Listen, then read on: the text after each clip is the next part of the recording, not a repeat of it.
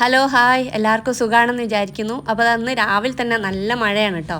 അപ്പോൾ ഇന്നത്തെ വീഡിയോയിൽ ഞാൻ കുറച്ച് ടിപ്പുകളോട് കൂടിയിട്ടുള്ള ഒരു ഡേ ഇൻ മൈ ലൈഫാണ് കേട്ടോ. നിങ്ങൾക്ക് എല്ലാവർക്കും ഇഷ്ടപ്പെടുമെന്നാണ് വിചാരിക്കുന്നത്. പിന്നെ എൻ്റെ കൂടെ നിന്ന് നല്ല കട്ട സപ്പോർട്ട് ചെയ്യുന്ന എൻ്റെ എല്ലാ പ്രിയപ്പെട്ട കൂട്ടുകാർക്കും ഒരുപാട് നന്ദി കേട്ടോ. ഇത് തലേന്ന് എടുത്ത വീഡിയോ ആണ് കേട്ടോ. അത് ആദ്യം തന്നെ ഞാൻ ഈ ദോശ ചുടുന്നതിന് പറ്റിയിട്ടുള്ള ചെറിയൊരു കുറച്ച് ഒരുപാടല്ല കുറഞ്ഞ ടിപ്പുകൾ ഇതിൽ ഉൾപ്പെടുത്തുന്നുണ്ട്. സാധാരണ ഞാൻ നമ്മുടെ നൈസ് പത്തിരി ചുടുന്ന ആ വലിയ പാനിലിട്ടിട്ടാണ് ഇത് ചുടൽ. അപ്പോൾ എന്താ വെച്ചാൽ ഈ ഒരു കാസ്റ്റേണ്ട കടായിയല്ല സോറി, ഈ ദോശക്കല്ലിൽ ഇങ്ങനെ ചുടുമ്പോൾ ചില സമയത്ത് ഇങ്ങനെ ഒട്ടിപ്പിടിക്കുന്നതായിട്ട് കാണലുണ്ട്.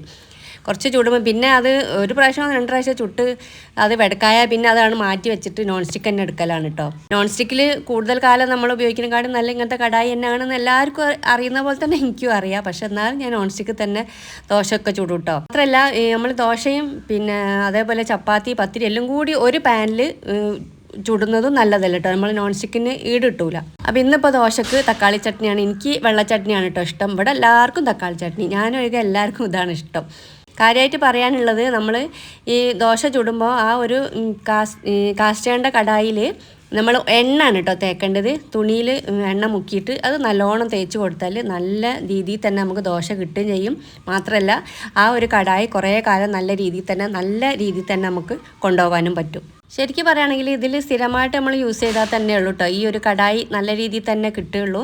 അപ്പോൾ ഇത് നമ്മളിത് ചുട്ട് കഴിഞ്ഞ് നല്ലോണം ഒന്ന് കഴുകിയിട്ട് പിന്നെ ഇതേപോലെ തന്നെ എണ്ണ തടവി വെച്ചാൽ എണ്ണയാണ് കേട്ടോ. നല്ല ഓയിലിനെക്കാട്ടും വെളിച്ചെണ്ണേനെക്കാട്ടും നല്ലത് എണ്ണ തന്നെയാണ്. പിന്നെ അതേപോലെ നമ്മൾ വെള്ളപ്പം അല്ലേ പാലപ്പം അതൊക്കെ ചുടുന്ന സമയത്തും എണ്ണ തടവുന്നതിനാണ് കേട്ടോ നല്ലത്. നമ്മൾ ഹെൽത്തിയാണ്. എണ്ണ കുറേശ്ശെ നമ്മളെ വയറ്റിലെത്തുന്നത് നല്ലതാണ്, ഓവറായി പോകണ്ട. എന്നാലും പിന്നെ ഇതിൻ്റെ മേലെ നമ്മൾ കുറച്ച് നല്ല നെയ്യും കൂടെ തൂവിയിട്ട് കഴിക്കട്ടോ. ഇത് കുട്ടികൾക്കൊക്കെ കൊടുക്കണം നല്ലതാണ്ടോ നെയ്യ്. നമുക്ക് വേണമെങ്കിൽ നെയ്യ് ഒഴിവാക്കാം. പിന്നെ എന്താ പിറ്റേത്തെ ദിവസം രാവിലെ തന്നെ എനിക്ക് കുടിക്കാനുള്ള ചായ, പിന്നെ അതേപോലെ ചോറ് കുട്ടിയെ കൊണ്ടുപോകാനുള്ള ഇപ്പോൾ കോഴിമുട്ട ഇക്കാക്കും എനിക്കും കൂടി പുഴുങ്ങിയതേനി കേട്ടോ. പക്ഷേ ഇക്കാക്ക നേരത്തെ പോയതിനെ കൊണ്ട് കുടിക്കാൻ സമയമില്ല എന്ന് പറഞ്ഞ് പോയതിനെ കൊണ്ടാണ് ഞാൻ ഒറ്റ കുടിക്കുന്നത്. പിന്നെ കോഴിമുട്ട കഴുകിയിട്ടാണ് ഞാൻ സാധാരണ ഫ്രിഡ്ജിൽ വെക്കുന്നത്. ഇതിപ്പോൾ കഴുകാത്തതിനെ കൊണ്ടാണ് പുറത്ത് തന്നെ വെച്ചത്. അപ്പോൾ കഴുകിയിട്ട് ഫ്രിഡ്ജിൽ വെച്ചാൽ വേഗം കേട് വരും എന്നൊക്കെയാണ് കേട്ടോ പറയുന്നത്. പക്ഷേ അതിൽ എത്രത്തോളം വാസ്തവമുണ്ടെന്ന് എനിക്കറിയില്ല. എനിക്ക് കഴുകാതെ ഫ്രിഡ്ജിലേക്ക് വെക്കാനേ തോന്നൂല. അഥവാ എനിക്ക് സമയം കിട്ടിയില്ലെങ്കിൽ ആ സമയം കിട്ടുന്നത് വരെ നമ്മൾ അവിടെ തന്നെ വെക്കുകയും ചെയ്യും. ഇലക്ട്രിസിറ്റി ബില്ല് കൂടാത്തോൽക്ക് എല്ലാം 2000, 3000, 4000 ഒന്നും വരാത്തോൽക്ക് നമ്മൾ അധികം വെള്ളം ഈ കെറ്റിൽ തിളപ്പിക്കണം കേട്ടോ. നല്ല ഓവറായിട്ട് കറണ്ട് ബില്ല് വരുന്നൊന്നുമില്ല. അപ്പോൾ സ്ഥിരമായിട്ട് എൻ്റെ വീഡിയോ കാണുന്നവർക്കറിയാം, ഞാനൊരു 2-3 വർഷമായിട്ട് കെറ്റിലുകൾ തന്നെയാണ് കേട്ടോ ഉപയോഗിക്കുന്നത്. കെറ്റിൽ ഇങ്ങനെ യൂസ് ചെയ്യുക, വെള്ളമൊക്കെ തിളപ്പിക്കാനും മറ്റുള്ളതിനൊക്കെ ഉപയോഗിക്കുകയാണെങ്കിൽ നമ്മൾ ഗ്യാസ് ഒരുപാട് സമയം കിട്ടും കേട്ടോ. ഗ്യാസിനല്ല ഏറ്റവും കൂടുതൽ ഇലക്ട്രിസിറ്റി ബില്ലിനേക്കാളും. പിന്നെ അത് ഇന്ന് മുട്ട റോസ്റ്റാണ് കേട്ടോ. വേറെ രീതിയിലാണ് മുട്ട റോസ്റ്റല്ല മുട്ടക്കറി ഉണ്ടാക്കുന്നത്. കോഴിമുട്ട അത് എല്ലാവർക്കും കൂടി ഉള്ളത് നല്ലോണം അടുപ്പത്ത് വെച്ചിട്ട് പുഴുങ്ങിയെടുക്കുന്നുണ്ട്. ഗ്ലാസിൻ്റെ അത് ഉണ്ടായിട്ട് വെറുതെ അത് മൂലയിൽ വെക്കണ്ടല്ലോ. എല്ലാം നമ്മൾ ഉപയോഗിച്ച് നമുക്കൊരു ഇതൊക്കെ നല്ല പാത്രങ്ങളിൽ നമ്മൾ കുക്ക് ചെയ്യുമ്പോൾ തന്നെ നമുക്ക് നല്ലൊരു സന്തോഷമല്ലേ. അപ്പോൾ അതുകൊണ്ട് ഞാനത് ഇടയ്ക്ക് എടുക്കുന്നുണ്ട്. പക്ഷേ നല്ലോണം കെയർ ചെയ്യണം കേട്ടോ. പിന്നെ അതൊരു പാൻ അടുപ്പത്ത് വെച്ചിട്ട് അതിലേക്ക് വെളിച്ചെണ്ണ ഒഴിച്ച് കൊടുത്തിട്ട് ഉള്ളിയും പച്ചമുളകും നല്ലോണം ഒന്ന് വഴറ്റിയെടുക്കുകയാണ്. അതേസമയം അതിൻ്റെ അപ്പുറത്ത് തന്നെ ഞാൻ ഈ മീൻ കറി നല്ലൊരു ടേസ്റ്റ് ഉണ്ടാകാൻ വേണ്ടിയിട്ട് നമ്മൾ കോഴിക്കോട് സ്റ്റൈലിൽ മീൻ കറി വെക്കാമെന്ന് പറഞ്ഞിട്ട് വീഡിയോ ഒക്കെ ഇട്ടിക്കണം ഞാൻ. അതേപോലെ വെക്കുമ്പോൾ നല്ലൊരു ടേസ്റ്റാണ് കേട്ടോ. അതെങ്ങനെയാണെന്ന് ഞാൻ ഇപ്പോൾ പറഞ്ഞുതരാം. അപ്പോഴത്തേക്കും ഞാൻ കറിവേപ്പിൻ്റെ ഇല പറിക്കുന്നത് കാണിച്ചു തരാം. പക്ഷേ എനിക്ക് ഭയങ്കര ഒരു വിഷമമുള്ളൊരു കാര്യമാണ് ഈ കറിവേപ്പിൻ്റെ ഇല എങ്ങനെ ആയിപ്പോയത്. കൊല്ലങ്ങളോളം എന്ന് പറഞ്ഞ മാതിരി ഞാൻ ഇതിന്ന് ഇല എടുത്തിട്ട് തന്നെ എനിക്ക് അറിയിലും മറ്റിടലും. ഇപ്പോൾ കുറച്ചായിട്ട് ഇതാ ഇങ്ങനെ ഈ രൂപത്തിലാണ് കേട്ടോ വന്നിട്ടുള്ളത്. അപ്പോൾ മോളെ വലിയ നാത്തൂന് വീട്ടിൽ പോയ സമയത്ത് എനിക്കൊരു തൈ തന്നതേനി, അങ്ങനെ കുഴിച്ചിട്ടിട്ട് ഉണ്ടായതേനി. ഇതാ ഈ ഒരു വള്ളി ഉണ്ടല്ലോ, അത് മത്തനാണോ ഇളവനാണോ എന്നുള്ളത്, ഇളവൻ കുമ്പളങ്ങ അങ്ങനെ ആണോ എന്നുള്ളതൊന്ന് പറയണം കേട്ടോ അറിയുന്നവർക്ക്.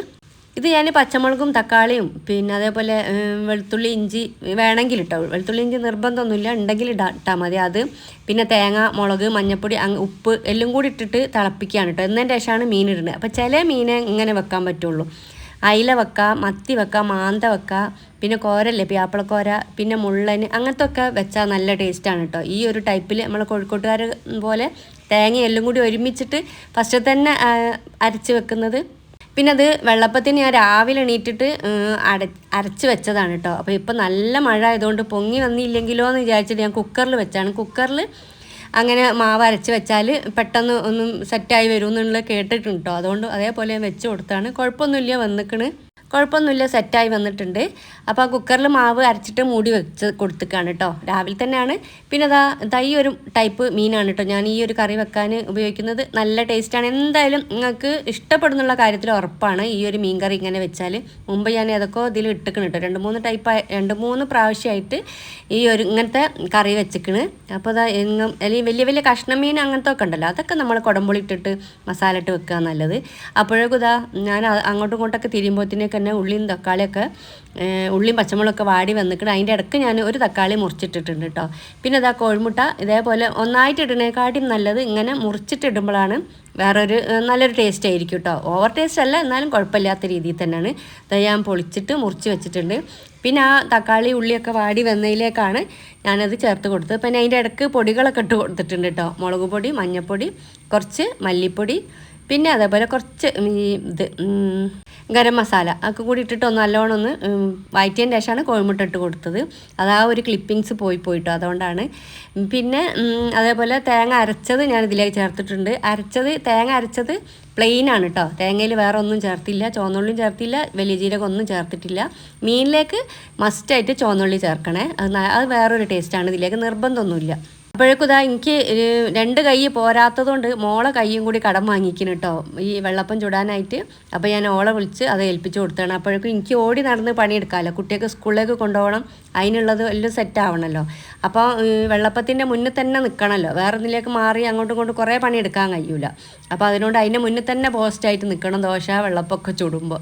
അപ്പോൾ മറ്റുള്ള കാര്യങ്ങളാകുമ്പോൾ നമുക്ക് എല്ലാ ഭാഗത്തേക്കും പോയി വരാം. അല്ലെങ്കിൽ വെള്ളപ്പം ദോശയൊക്കെ ചുടുമ്പോഴത്തേക്കും നമ്മൾ അടുത്ത ഇട്ട വെള്ളപ്പം കരിഞ്ഞു പോയിട്ടുണ്ടാവും. പിന്നെ ലാസ്റ്റ് സമയത്ത് കുരുമുളക് പൊടി ചേർക്കാൻ മറന്നു പോയിട്ടുണ്ട്. അത് ലേശമുള്ളത് ഞാൻ ചേർത്ത് കൊടുത്തതാണ്. പിന്നെ കുറച്ച് തിക്കായപ്പോൾ കറിയിലേക്ക് കുറച്ച് തിളച്ച വെള്ളം കൂടി ഒഴിച്ച് കൊടുത്തിട്ടുണ്ട്. പിന്നെ നമ്മൾ കറി വെച്ചുകൊണ്ട് നിൽക്കുമ്പോഴും ഇങ്ങനെ തിളച്ചതിന് ശേഷം നമ്മൾ വെള്ളം ചേർക്കുമല്ലോ, ആ സമയത്ത് ഒരു കാരണവശാലും പച്ചവെള്ളം നമ്മൾ ഒഴിക്കാനേ പാടില്ല കേട്ടോ. അപ്പോൾ അതിൻ്റെ ആ ഒരു ടേസ്റ്റ് തന്നെ മാറിപ്പോകും. നമ്മൾ 1-2 പ്രാവശ്യം നമ്മളങ്ങനെ ശീലിച്ചാൽ നമുക്കത് ശീലമായിക്കോളും. അങ്ങനെയാണ് ഞാനും ആദ്യമൊക്കെ പച്ചവെള്ളം ഒഴിക്കൽ. ഇക്കാക്കയാണ് അത് പറഞ്ഞു തന്നെ കേട്ടോ. അങ്ങനെ പച്ചവെള്ളം ഒഴിച്ചാൽ അതിൻ്റെ ടേസ്റ്റ് മാറുമെന്ന് പറഞ്ഞതിന് ശേഷം എനിക്കിപ്പോൾ പച്ചവെള്ളം ഒഴിച്ചാൽ ഭയങ്കര തരാറാണ്.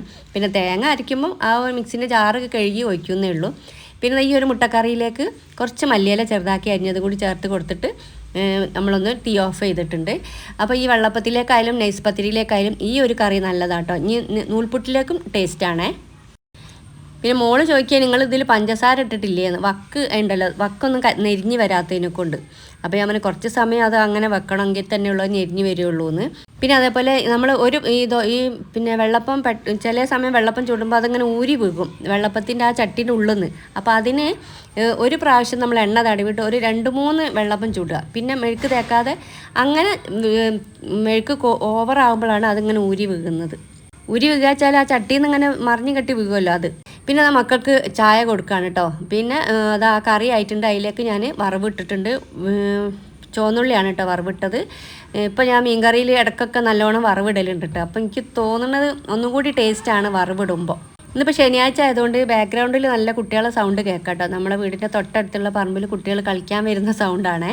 പിന്നെ ചോറും ഉപ്പേരിയും മീൻകറിയാണ് കേട്ടോ. ഉപ്പേരി ബീൻസിൻ്റെ ഉപ്പേരിയാണ്. അപ്പോൾ അതും വീഡിയോ എടുക്കാൻ മറന്നു പോയിട്ടുണ്ട്. ഇനി രാവിലെ നല്ല തിരക്കാണ്. 4 കാലിൽ ഓടണമെങ്കിൽ തന്നെയുള്ള സമയത്തിന് ചായയും കാര്യങ്ങളായാലും ചോറായാലും മക്കളെ കാര്യങ്ങൾ ചെയ്യും. പക്ഷേ ഈ ഒരു തിരക്ക് കഴിഞ്ഞിട്ടോ. പിന്നെ കുക്ക് ചെയ്തതിൻ്റെ ശേഷം ഞാൻ ആ പാത്രങ്ങളൊക്കെ ഒന്ന് കഴുകിയിട്ട് കൗണ്ടർ ടോപ്പൊക്കെ ക്ലീൻ ആക്കിയിട്ടുണ്ട്. ഇനി അത് കഴിഞ്ഞപ്പോഴേക്കും പാത്രങ്ങൾ അടുത്തതായിട്ടോ. അപ്പോൾ ഇനിയിപ്പോൾ അതൊന്ന് കഴുകിയേക്കണം. അപ്പോൾ അതിൻ്റെ അടുത്തത് കാരക്ക കഴുകിയിട്ട് ഞാൻ വെള്ളം വരാൻ വെച്ചാണ്. എനിക്ക് കാരക്കൻ്റെ അച്ചാറും മീൻ്റെ അച്ചാറൊക്കെ ഓർഡർ ഉണ്ട്. പിന്നെ അതേപോലെ തലേന്ന് രാത്രി വാവ കൊണ്ടുവന്നാണ് കേട്ടോ ഈ ഒരു ഫുഡ്. നടക്കാവിൽ TNT എന്ന് പറഞ്ഞിട്ടുള്ള ഒരു ഷവായ കടയിൽ ഉള്ള ഒരു ഷവായയും കുബൂസും ഒക്കെ ഞാൻ ചപ്പാത്തി ഇവിടെ ചുട്ട് വെച്ചിട്ടുണ്ട്. ഇനി അപ്പോൾ കൂടുതൽ ഷവായ വാങ്ങണ്ട, ഇതിൻ്റെ കൂടെ കോംപ്ലിമെൻ്റ് ആയിട്ട് കിട്ടുന്ന ഷവായാണ് കേട്ടോ. നല്ല ടേസ്റ്റ് വെച്ചാൽ അടിപൊളി ടേസ്റ്റ്. എന്താ പറയുക, നമുക്ക് ആലോചിക്കുമ്പോൾ വീണ്ടും നമുക്ക് നാവിൽ വെള്ളം ഊറുന്നൊരു ടൈപ്പ് ടേസ്റ്റാണ് കേട്ടോ. കോഴിക്കോട് നടക്കാവിലുള്ളത്. വാങ്ങിയിട്ടില്ലെങ്കിൽ ഒന്ന് വാങ്ങി നോക്കണ്ടേ. ഡെയിലി അവിടെ 1000 കോഴികളാണ് പിന്നെ ചിലവായി പോകുന്നതാണ് പറയുന്നത് കേട്ടിട്ടുള്ളത്. 1000 കോഴികൾ ചിലവാകുന്നുണ്ടെങ്കിൽ ആ ഒരു ടേസ്റ്റ് എന്താന്ന് നോക്കി. പിന്നെ ക്യാൻഡിൽ ലൈറ്റ് ഡിന്നർ കഴിക്കണമെന്ന് വളരെ കാലത്ത് ആഗ്രഹേനി. അപ്പോൾ ഇപ്പോൾ ഇതിൻ്റെ ഇടയ്ക്ക് പവർ കട്ട് ആയിനല്ലോ ഡെയിലി. അപ്പോൾ ആ ഒരു സമയത്ത് എടുത്തതാണ് കേട്ടോ. പിന്നെ അതേപോലെ തന്നെ മോളെ വീട്ടിൻ്റെ തൊട്ട് മുന്നിലുള്ള ഒരു മോനെ കാണാൻ വന്നിട്ടുണ്ടേനി. അപ്പോൾ ഡ്രസ്സും കാര്യങ്ങളൊക്കെ കൊണ്ടുപോകുന്നതിൻ്റെ കൂട്ടത്തിൽ കൊണ്ടുപോകുന്നതാണ് കേട്ടോ അത്. ഇതിപ്പോൾ തീർന്നാണ്, ഈ പെട്ടി നിറച്ചുണ്ടേനി. അപ്പം ഞാനിത് നോക്കി നിന്ന് എന്നല്ലാതെ ആരും കാണാതെ ചെറിയൊരു പീസ് കഴിച്ചിരിക്കുന്നു കേട്ടോ ഞാൻ. പക്ഷെ ആളെ മുന്നിൽ ഞാൻ ഇത് കഴിച്ചിട്ടില്ല. നല്ല ടേസ്റ്റാണ് കേട്ടോ. ഈ ക്യാരറ്റ് കേക്കാണെന്ന് തോന്നുന്നുണ്ടത്. പിന്നെ ലഡു, ഇങ്ങനത്തെ സംഭവങ്ങളൊക്കെ കണ്ട് കൊതിക്കാന്നല്ലാതെ വേറെ നിവൃത്തിയൊന്നും ഇല്ലല്ലോ. പിന്നെ അതാ പിറ്റേത്തെ ദിവസം ഇന്നലെ രാത്രി വെള്ളിയാഴ്ച, ഇന്നിപ്പോൾ ഉച്ചയ്ക്ക് കല്യാണം ഉണ്ട് കേട്ടോ. അപ്പോൾ കല്യാണത്തിന് പോകാൻ നിൽക്കുകയാണ്. അപ്പോൾ അതിൻ്റെ ഇടയ്ക്ക് വീഡിയോ ഒന്ന് അപ്ലോഡ് ചെയ്യാമെന്ന് വിചാരിച്ചാണ്. അപ്പോൾ അവിടെ ഹൽദിയാണ്, പട്ടാണീസാണ് കേട്ടോ ഓല്. അപ്പോൾ അതിനെക്കൊണ്ട് ഓല ഹൽദിക്ക് നല്ലൊരു പ്രത്യേകത ഉണ്ട് കേട്ടോ.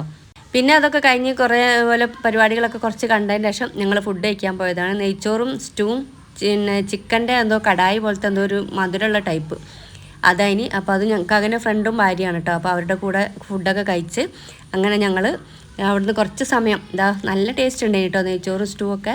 പിന്നെ ഇളനീർ പായസവും കഴിച്ചിട്ടാണ് കേട്ടോ ഞങ്ങൾ തിരിച്ച് വീട്ടിലേക്ക് പോകുന്നത്. ബേബിയും ഞാനും കാക്കിയാണ് കേട്ടോ പോയിട്ടുള്ളത്. അപ്പോൾ പിന്നെ ഇന്നത്തെ വീഡിയോ ഇത്രയൊക്കെ ഉള്ളൂ. എല്ലാവർക്കും നല്ലൊരു ദിവസം ആശംസിച്ചുകൊണ്ട് താങ്ക്സ് ഫോർ വാച്ചിങ്.